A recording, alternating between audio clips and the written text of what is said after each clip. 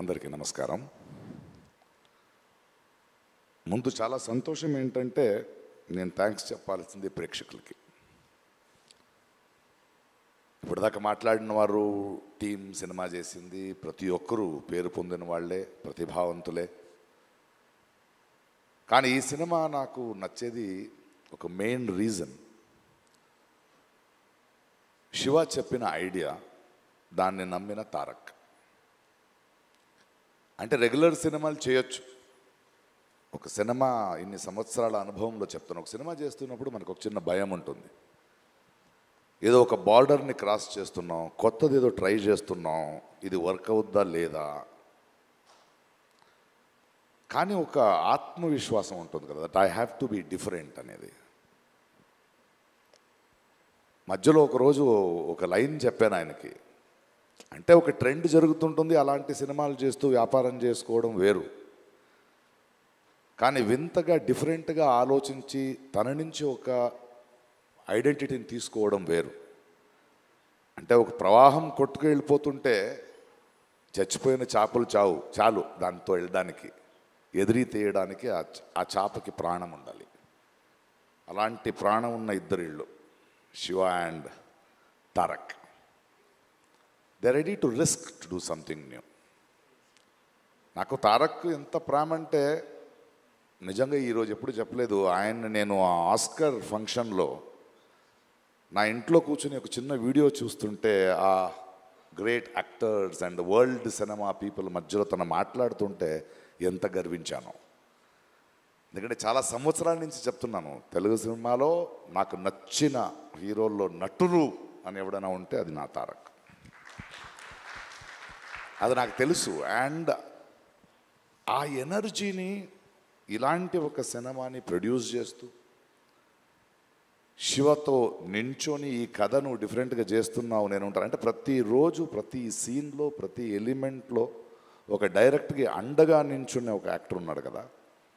And the producers and the team, అంటే అందరిని తీసుకోవడం, whether it is Anirudh, whether it is our art director or my cameraman or anybody, they are all on the sets. And ప్రతి ఒక్కరికి మనకు కూడా వీళ్ళు ఒక షాట్ చేస్తున్నప్పుడు, ఒక ఇది పెడుతున్నప్పుడు కొత్తగా ఏదో చేస్తున్నాం, చాలా పెద్ద రిస్క్ తీసుకుంటున్నాం, బట్ వెనకాడకుండా ధైర్యంగా వెళ్ళాలి, కొడితే అలా కొట్టాలని. సో సినిమా రిలీజ్ అయ్యే రోజు వరకు నాకు లోపల గుండెగా ఉంది. ప్రతిరోజు డబ్బింగ్ చెప్పేటప్పుడు కూడా అది వేరే భాషలో వెళ్తుంటే నేనే వెళ్ళి కూర్చున్నా, ఆ రైటర్స్ని పిలిపించుకుని. లేదు, ఎందుకంటే నాకు భాష తెలుసు, నేను డబ్బింగ్ చెప్పగలను అనేది కాదు.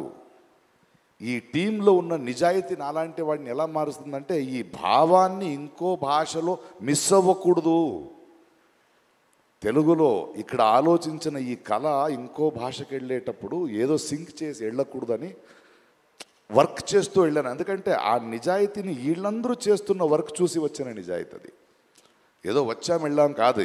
వాడు శివ ఇక్కడి నుంచి ఆయన విత్ అనిరుద్ధ్ అంటే ఆయన ఇంట్రెస్ట్, ఆయన మన రత్నవేల్ ఒక్కొక్క ఫ్రేమ్ పెడుతున్నప్పుడు కూడా ఆకున్న కసి, ఒక్కొక్క సెట్ వేసేటప్పుడు స్పెషల్ ఎఫెక్ట్స్ ఉండొచ్చు, యాక్షన్ ఉండొచ్చు, the way they were doing their homeworks.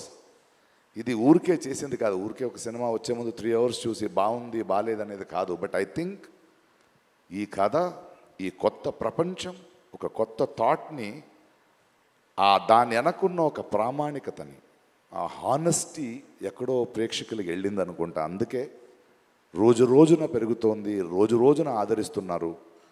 And the success of this film is NTR అభిమానులు కానీ, సినిమా చూసే అభిమానులు కానీ, వాళ్ళు తారక్ మీద, శివ మీద, ఇలాంటి టీం మీద నమ్మకాన్ని వీళ్ళు పోగొట్టుకోలేదు.